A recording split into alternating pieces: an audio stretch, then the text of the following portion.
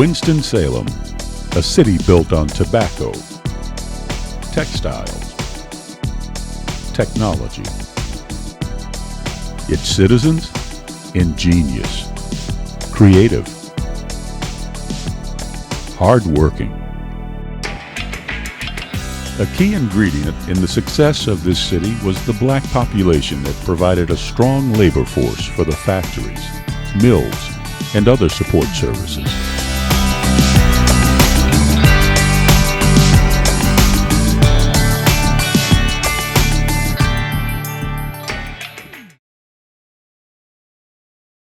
Hello everybody, I'm Margaret Johnson and I'm here with JP Beatty. Hey JP, hello. How are you? I'm just fine. And we want to welcome you to the first edition of the Rise to Prominence. This is a 4-part documentary which digs very deeply into African-American history in Winston-Salem. And it is told to you, JP, by some of the most prominent people in this community who are still working their magic today, right? Yes, ma'am, absolutely. And of course, we wanted to share these stories now so they aren't lost and the next generation and the next generation can remember them. Absolutely, Margaret. All right, so you're the producer. Yes. So tell us about you and how this came about.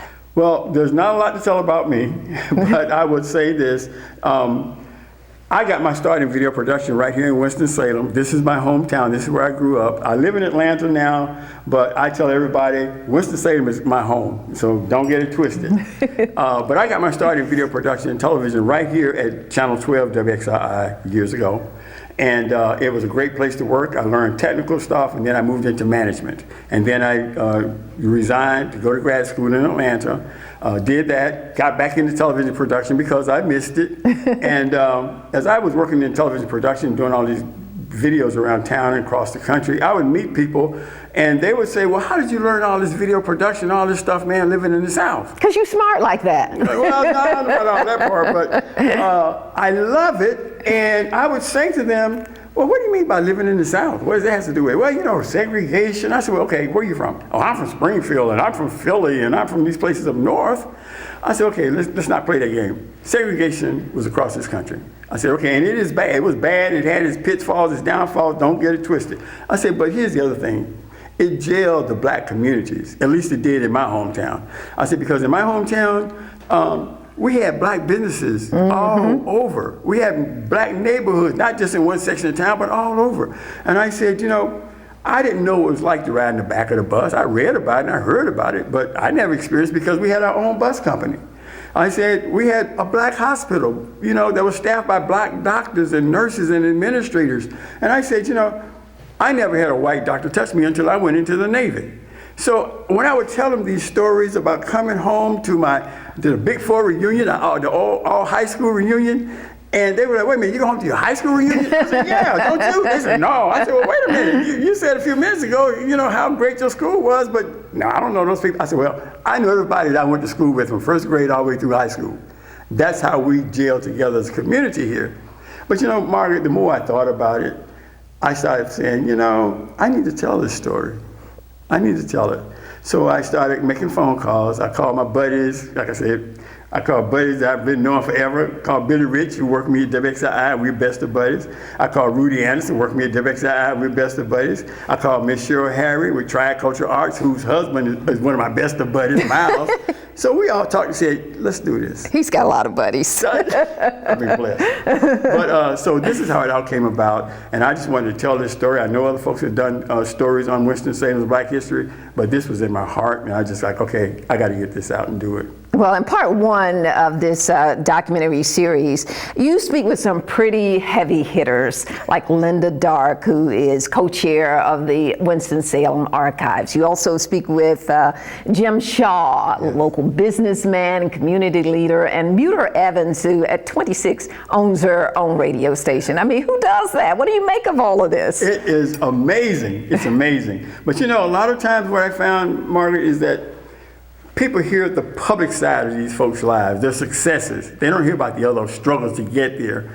And in my conversations with these folks, They sat and talked to me and told me their story from growing up through the struggles, the ups, the downs, everything. The good, the bad, the ugly. And I just sat there in awe and listened. I didn't even say anything. But their stories are so inspiring that I wanted other folks to hear these stories, particularly younger folks, so that you can be inspired to be whatever you want to be.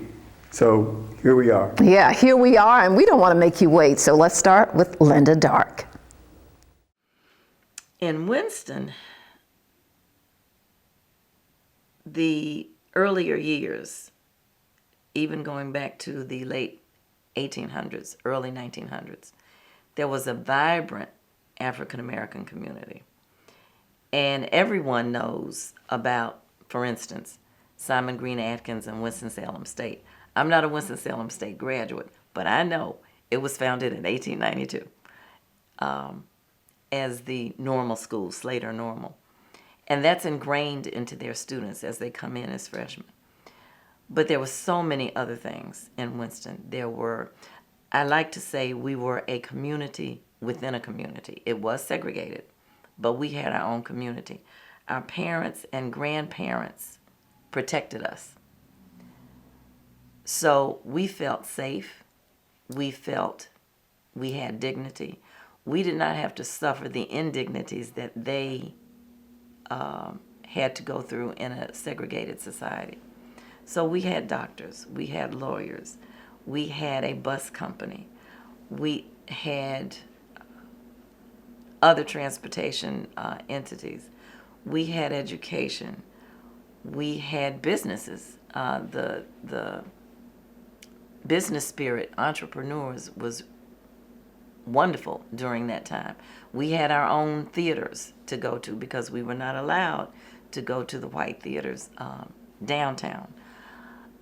We had our own hospital eventually, where many of the black doctors came to train from Howard Medical School or Meharry Medical School.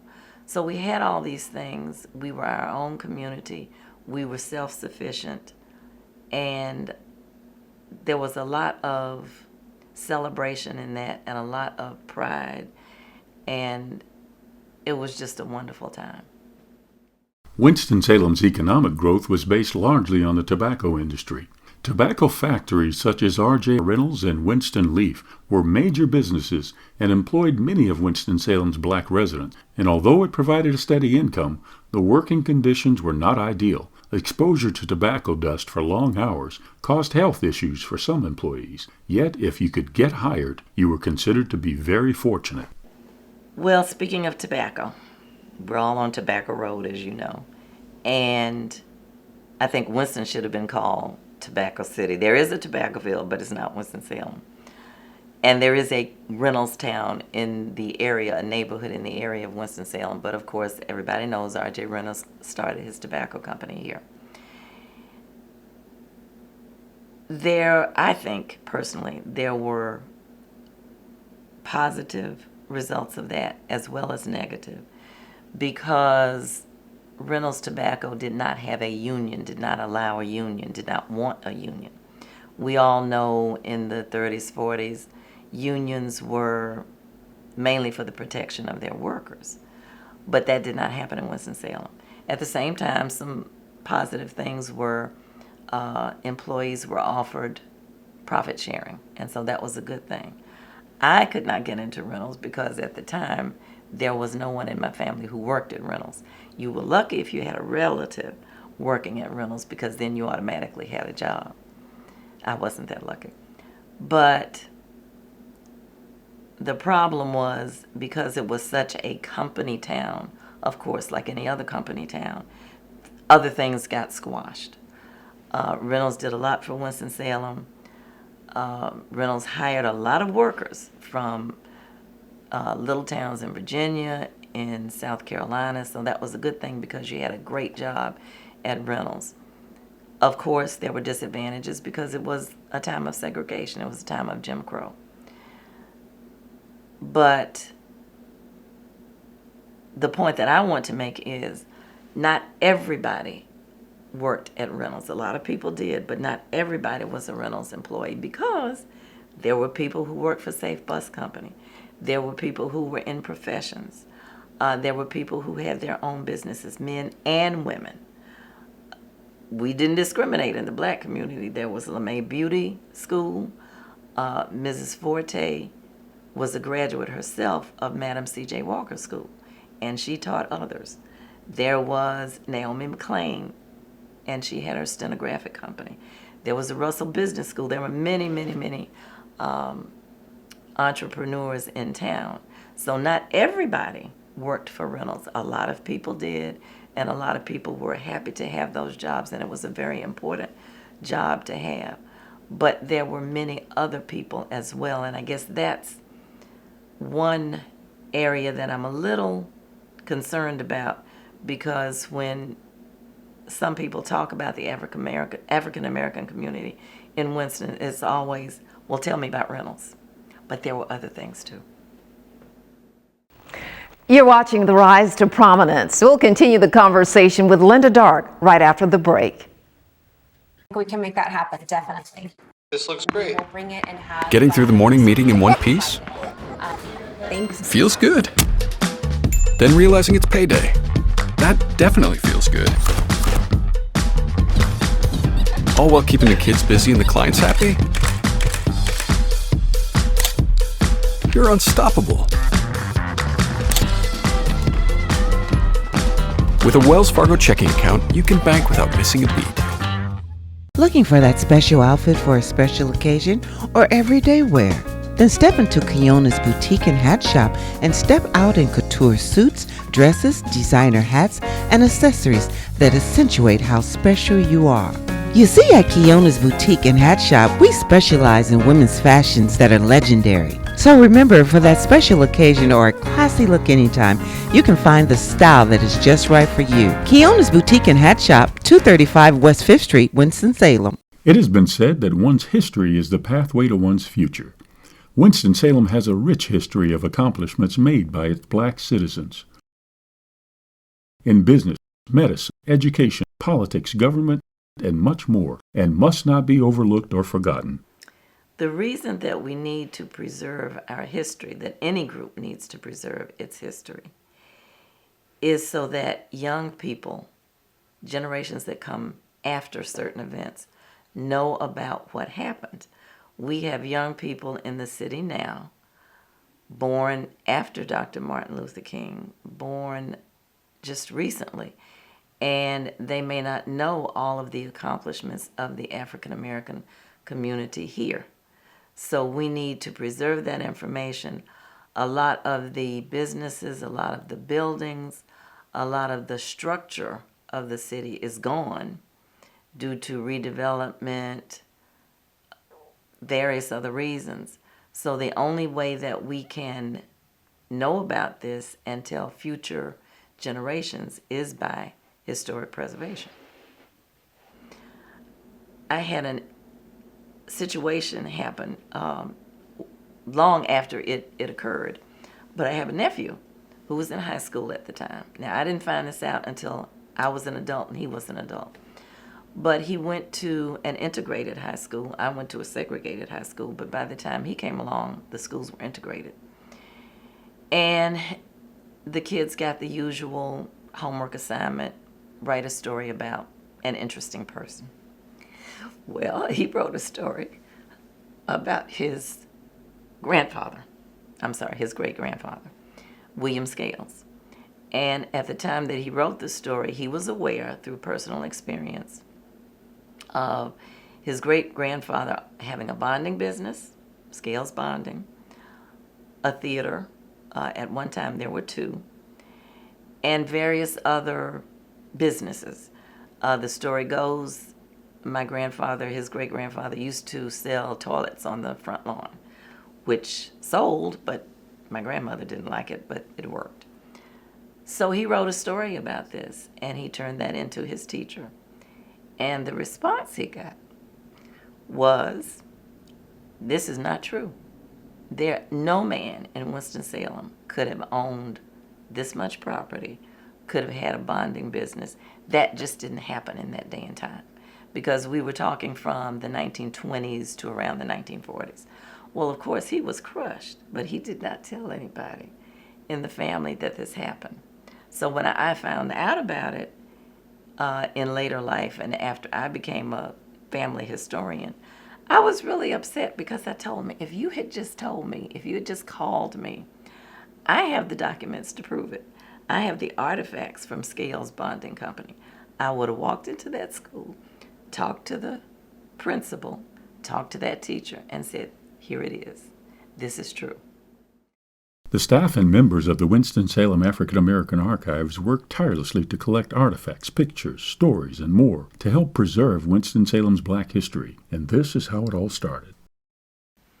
Well, the organization, we are a subcommittee of this organization that started many years ago with Winston-Salem State faculty who felt the need to preserve artifacts, family memorabilia, etc.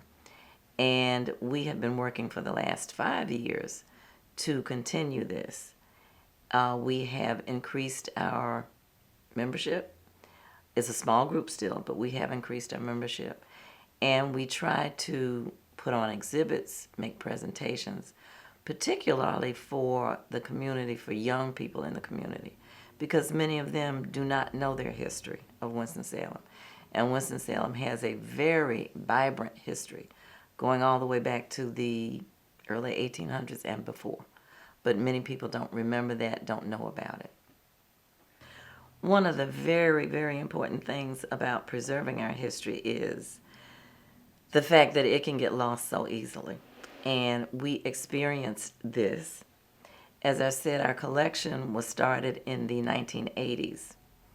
There were some faculty members at Winston-Salem State. Somewhere along the way, as they died out, the collection became very fragile, and there was one point where we were afraid that we were actually going to lose it. It was in danger of being gotten rid of.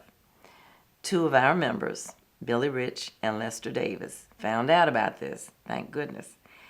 And they went over to the campus and discussed with the persons who had the collection at the time that it was really, really necessary that this collection be saved. I was not a member of the group at the time, but I understand that they used a lot of elbow grease and got boxes and bags and whatever was necessary to physically take this collection, save it from the dumpster or wherever it was going. And for a time, it was in storage, but at least it was preserved. And then when we came along recently and we were able to actually go through and categorize the various items that were there, it's just a treasure. It's a treasure. The collection includes photographs, slides, artifacts, laminated newspapers from the 1920s, all kinds of things, portraits, some of them were color, of our ancestors. And it's just a treasure. It's hard to get people today interested in things of the past. You know, we're more interested in going to the mall or buying stuff or whatever, or the latest celebrity gossip. But if you can get people to sit down long enough to see the treasures, to see what has survived from 1920 or 1936 or 1942, you can pull them in most of the time, but they have to see it. They have to touch it. They have to feel it. We have bricks from Mr. George Black's brickyard. So these are the things that are very fragile. We need to preserve them. We need to make sure that they don't disappear, because disappear they will if we're not careful. So thank you, Billy. Thank you, Lester. The dedication and commitment to preserve Winston-Salem's Black history is very much needed and appreciated. Today's events will become tomorrow's history, so we all must think about what we can do to make sure our stories continue to be relevant, revered, and serve as a reminder of who we are, what we've accomplished in the past, and what we will accomplish in the future.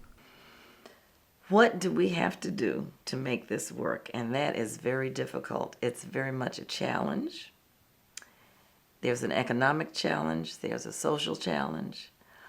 A lot of people say history. That's over and done with. That's gone. But if we don't preserve it, then there's the old saying, if we don't know our history, we may repeat the negative parts of it. So we want to preserve it, we want to talk about it, we want to celebrate it so that we can build on what our grandparents and our ancestors built for us. We are standing on their shoulders. A lot of people may not realize that, but we are standing on the shoulders of the people who came before us. Some pretty powerful stuff, wouldn't you say? Absolutely, absolutely. And of course, our thanks to Linda Dark and the members of the Winston-Salem African-American Archives for all that they have done and they continue to do to help preserve Winston-Salem's Black history. Now, you just saw some of the earlier Black businesses, and coming up next is the story of Jim Shaw, entrepreneur, successful business owner, and a highly respected community leader. Don't go away. A good community is essential to a good life, and M&F Bank has been your community bank for more than 100 years. Our focus is to provide capital for small and medium-sized businesses, and being a community bank, all banking decisions are made locally. Please visit our website to learn more at mfbonline.com or call us at 336-722-0200. M&F Bank, where relationship banking is our most important priority. Welcome back to The Rise to Prominence, a four-part documentary about the lives and contributions to the city by some of Winston-Salem's most influential Black citizens. Now, in this segment, JP, we do get an inside look at the life and career of Mr. Jim Shaw. He's a successful business owner and a highly respected community leader. Now, JP, you had a special friendship with Jim Shaw. Absolutely, I did. Mr. Shaw and my brother Al were like best of buddies. So to me, Jim Shaw was like another big brother. And he would give me advice just like my big brother Al. So, but watching Jim Shaw own and operate his own businesses probably is one of the factors that inspired me to jump out here on my own. So that's how we are. Mr. Shaw is amazing. Yeah, pretty amazing story. So let's get to Mr. Jim Shaw right now. You know, we've had a lot of Black business in Winston-Salem. Urban renewal have taken that away from Winston-Salem. You know, I remember back in late 50s, you go downtown, you could see, you couldn't hardly walk on Church Street, 3rd Street, and 4th Street. We had two movie theaters, Lincoln Theater on Church, Lafayette Theater on 4th Street. People would gather there. They had restaurants, they had clothing stores, they had food stores. They had everything on Winston-Salem. That's where we go, because the movie was for 15 cents, you know. And we miss all of that. But urban renewal come along, that have stopped all that. We don't have the Black business we used to have. Liberty Street was lined with businesses from car dealerships to Maytag wash machines to pool rooms. We had clothing stores. We had furniture stores. My brother had a furniture store on the 1400 block of Liberty Street. I had Shaw Gulf Service, who was one of the largest Gulf dealers in the southeastern part of the United States. I was the first Black B.F. Goodrich dealer in the United States. You had a whole lot of businesses, like you had barber shops, you had beauty parlors, you had furniture stores, had funeral homes, you had anything you wanted was on Liberty Street. Plumbing companies, you go back, I tell you what's funny, it's not funny, but he had Johnson's Home of Memories. He built a brand new building right off of 14th Street and Liberty Street. That's the first time I experienced you had a drive-through funeral home where you could go through and view the body. But hell, I was scared to go through there, but I did. I thought that was just fantastic. Not then, but today, I think that was a good thing, I think. You had Hooper's Funeral Home, you had Russell Funeral Home, you had it just a whole lot of businesses in Winston-Salem. And today, I'm going to provide you with a list of all the businesses in 1973 through 1980-something of Winston-Salem. It's a bunch of them. People just don't know. There were many black-owned businesses, but their clientele was limited, and most of their business came from the black communities. Jim Shaw, who already owned a Gulf service station, would start a new business that would attract a mix of customers and corporations. You know, I was sitting in the service station one day, and a couple of white guys from Ohio came in and said they had been to a meeting at the Chamber of Commerce, and they wanted to talk to Jim Shaw, who they said was qualified. They needed a qualified black to own a B.F. Goodrich franchise. I told them that I don't know about the qualification, but I am black. So we'll take a shot at it. So we took a look at it, and we bought some land at 1235 North Liberty Street. We built a new building called Jim Shaw's B.F. Goodrich Tire Store. And I became the first black in America to own a franchise. We had about 26 employees. We had off-the-road trucks with equipment where we could go out and do off-the-road equipment on tractors and bulldozers or whatever. We did that, and that made me feel good that I was able to do that. The problem back then were, you know, we could go to our major companies and try to get contracts or try to sell tires to them, and it wasn't a black thing, it wasn't a white thing, it was a thing that the purchasing people were white, and they just didn't feel that we was qualified to meet their needs. But after a few years went by, they found out that we could. So I was able to sell B.F. Goodrich tires to R.J. Reynolds Tobacco Company, to a division of R.J. Reynolds Sealand. We sold tires in New Orleans, and New Jersey, and New York, and Kentucky, and South Carolina, you know, everything, you know, that we could do for rentals. And I have to thank a guy named Charlie Johnson, who was the president, vice president of R.J. Reynolds Tobacco Company. And he worked with me so close. We had the Black Purchasers Association where we met once a month in Greensboro. I recall an incident when they had the National Purchasers Association in New Orleans.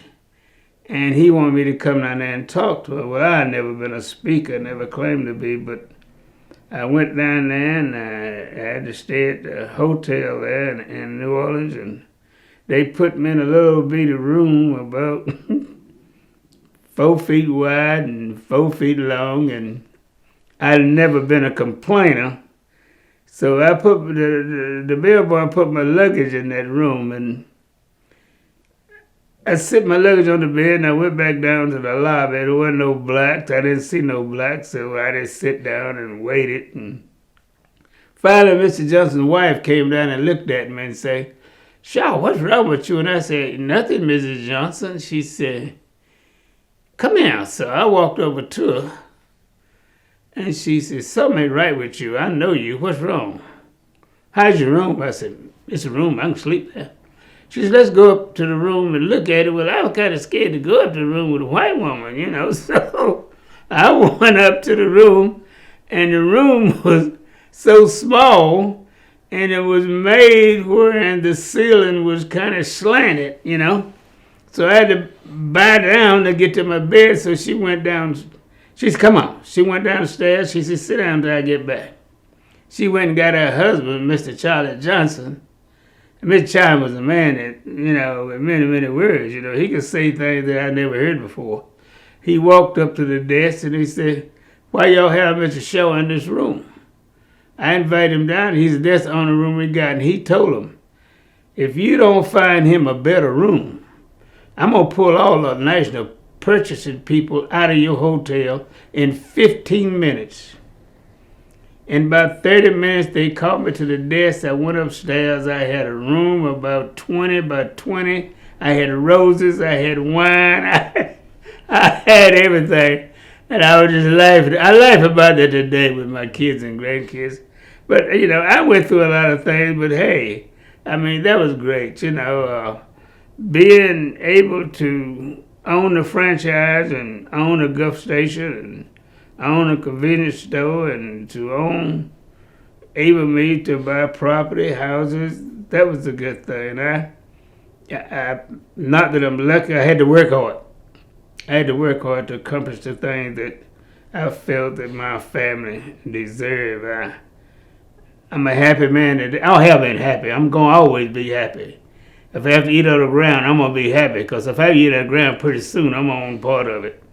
That's the way I think, that's the way I feel, and I'll take that to my grave.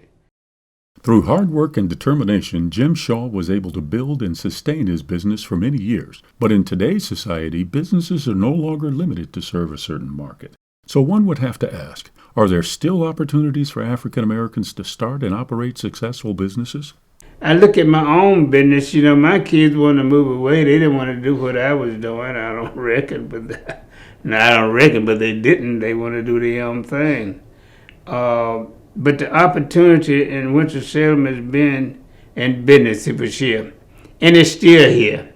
And I think it's going to come back. It's going to come back soon, because there's a change coming.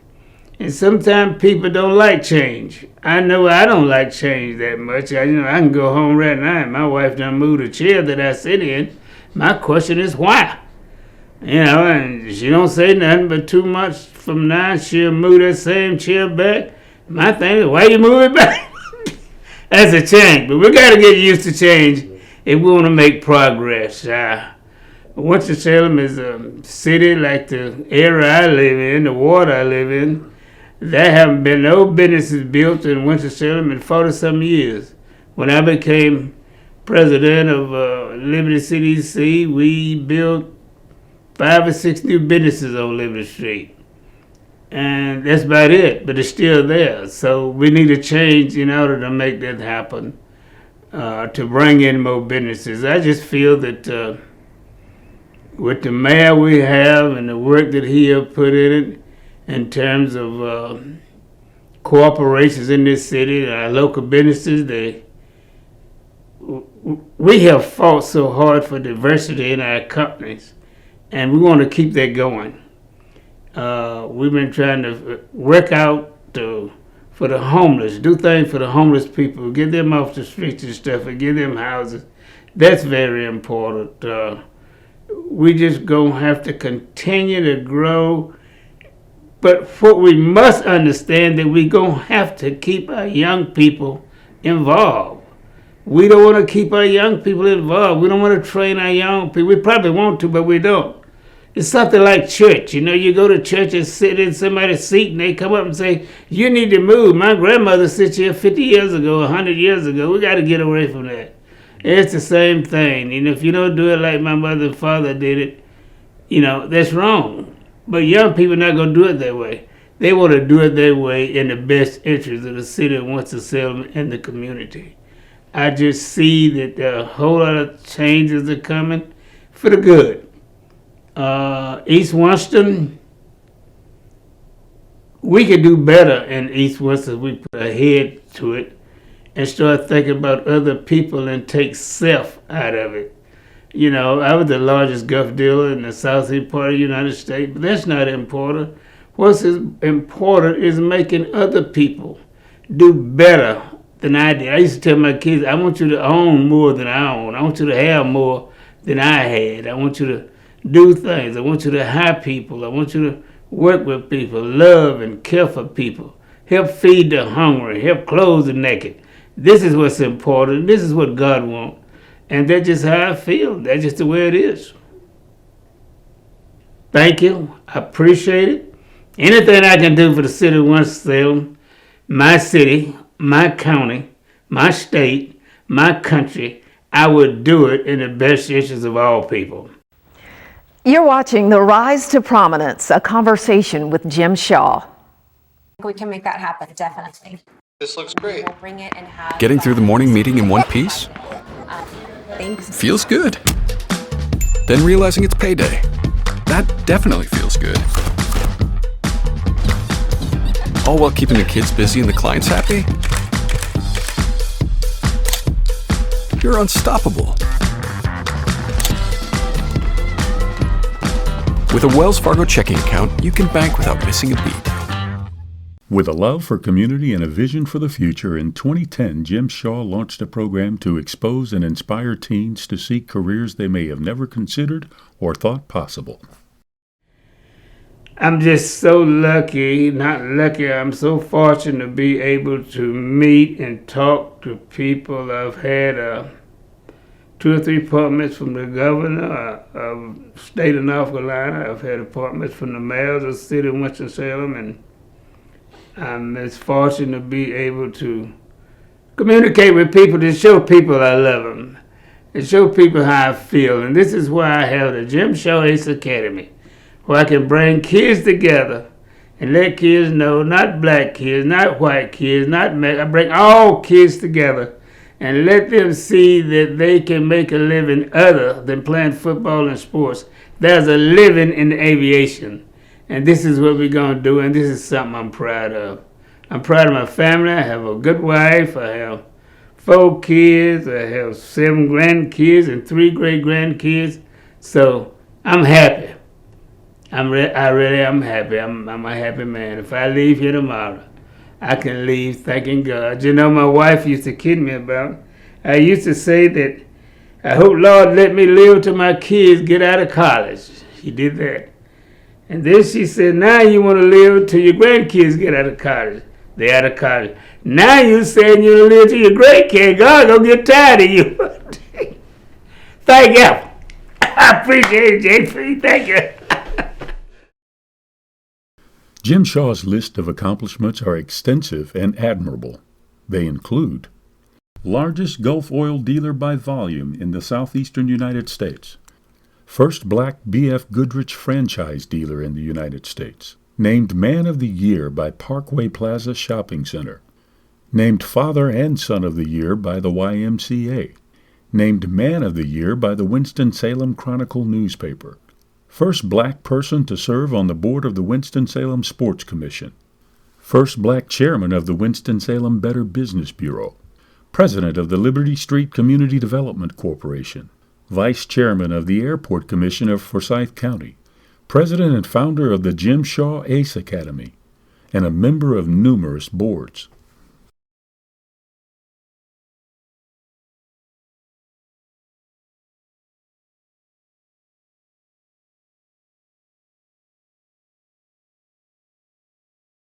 Well, JP, sadly, our community said goodbye to Jim Shaw in 2020.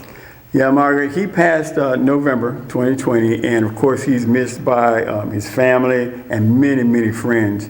But Jim Shaw, thank you, brother Jim Shaw, left a legacy because he left this city in a much, much better place. No doubt, he certainly did. Well, still to come in this hour, her dream was to become the next Walter Cronkite. But see how that dream turned into so much more.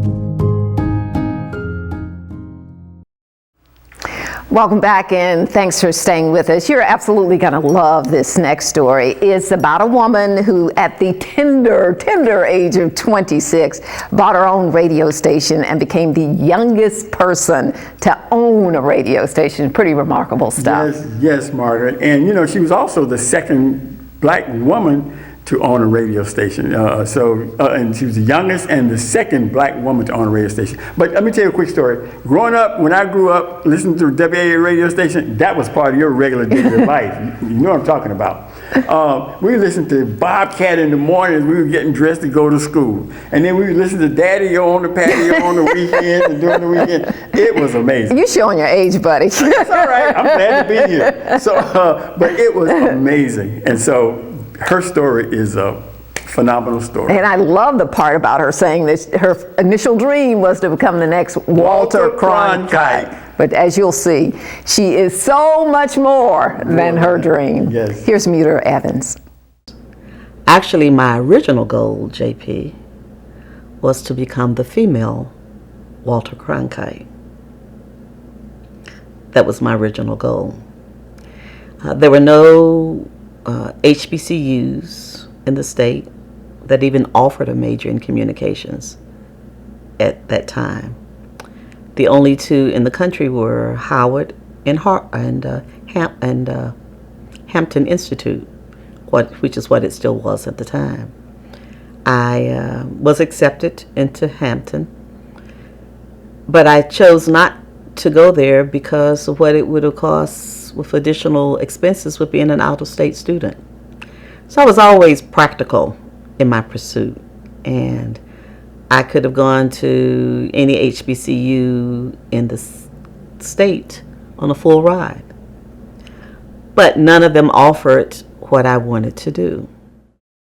Determined to pursue her dream of becoming a network news anchor, Mütter Evans enrolled at Wake Forest University to earn her degree in communications. While a student there, she had the opportunity to work at WAAA radio station. The summer going into my senior year, I worked at AAA as a news reporter. There was another person who was the news director who soon left, and it really left me with the full responsibility. So I produced a couple of programs that had long been a part of the station, which I continued as the owner. Personalities in the Community, which was a 15-minute interview program. And there was another one, I can't recall the name of it now, but I did that. So my voice was still on the radio every week. And then came up the internship, which I told him I could no longer do this. It was Christmas break and the 414. So, Bob, I'm not going to be able to continue to do this. And so he said, okay. So he was aware of the TV opportunity. I went by to see him in the spring and to say goodbye to folks.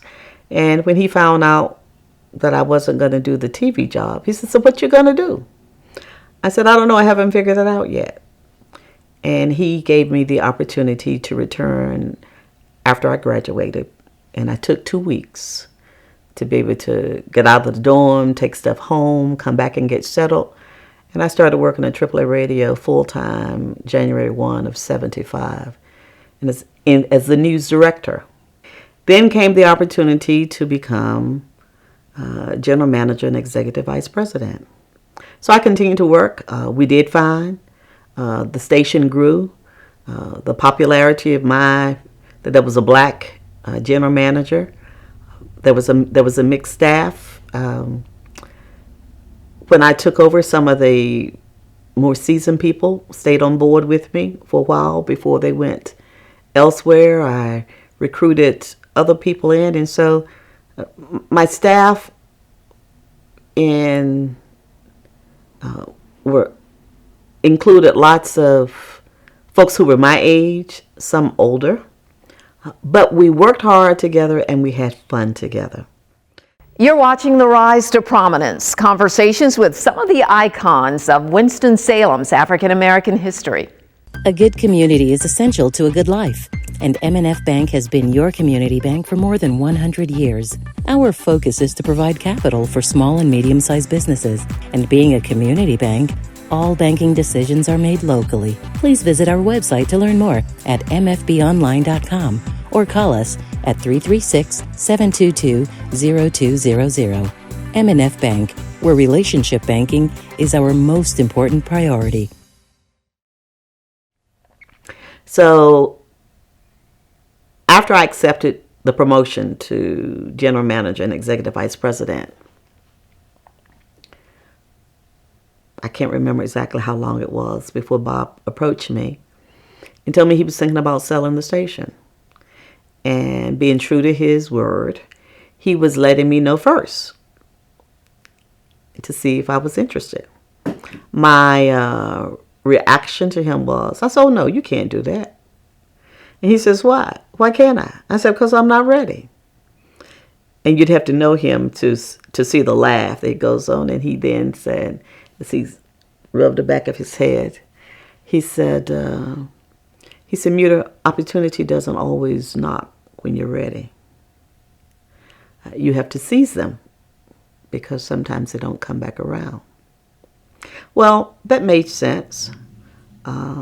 There was a lot that I had to do to learn about in the process. I didn't know any other black owners, male or female. And so, but I dared to find out. Sometimes people are mistaken and think that I bought the station as during the time of the late 70s. There were several things that were going on with the FCC that involved distress sale and et cetera. And that was not the case between Bob and me. It was a straight out deal. However, as he put the price tag there and what he wanted for it, there was also the SBA was involved, and they were willing to do some financing for part of it. So all of that was being explored. And so we negotiated outside of our attorneys. And of course, as I was doing that, I did consult with my parents about it. Mom said, baby, you're going to be in debt for the rest of your life. And we don't have that kind of money. My dad said to me, if that's what you want to do, go for it. He says, I don't know anybody who has anything worth anything that they didn't go in debt for. I don't know a thing about the business, about radio. But if you need me to come and help and clean the building up good for you, call me. Dad would be there. That's all I needed, JP. On top of that, my initial financing, I could not have done also without a relationship with Greensboro National Bank. Bob Childs was the manager of the bank. And for the initial down payment, the loan came from them. And it was secured by my parents and property, including the home place, which was an awful heavy burden. Even then, and even more so when I think back on it. But to have the trust and the confidence from your parents that they're willing to put up the home place for you to pursue this opportunity meant everything to me. It meant that I worked even harder. Quit was not an option. It just was not an option. So with that in place, we continued to pursue the deal. And with SBA support, we finally worked out something. But there again, it was one of those situations where, as I had attempted to talk to other folks, that I never got to that point. Because what they saw in front of them was a young black female, single no less, trying to enter into a white man's world. And it just wasn't happening. And I became even more determined because how dare you say what I can and cannot do? You don't know me. you're not even willing to get to know me to see whether or not I am worth the long shot. I acquired the station in 78, in 79, when it was finalized. In so doing, I will just, as a quick aside, it was put out there that I was the first black woman. Technically, I was the second black woman. But I must say, even though it was my struggle, I could not have made it without having had some very good people who worked with me along throughout, both on the air and people who were creative, and people who also believed. They didn't really recognize what it was at the same time, but they worked hard because we had fun. And so AAA had quite a heritage before I ever got there. The fact that Larry Williams, who was the first person to sign on the station, the AAA radio, of course, is the third oldest in the station. It was the first black program station in the state of North Carolina. Larry Williams and his name just left me, Togo West's father, did the first broadcast on October 28th, 1950, and it was of the football game between A&T and Morgan State. But in the 50s, with him and Robert Bobtree, Roundtree, Oscar Daddio Alexander, Fred Steady Eddie Allen, all of these guys, and while they were still living. You know what? If this was TV, you could see me. If I was on the stage, I'd be a radio. But since this is radio, you're listening to Daddy on the Patio. Stay tuned. There's more to come. We can make that happen, definitely. This looks great. We'll bring it and have Getting through the morning meeting in one piece? Thanks. Feels good. Then realizing it's payday. That definitely feels good. All while keeping the kids busy and the clients happy? You're unstoppable. With a Wells Fargo checking account, you can bank without missing a beat.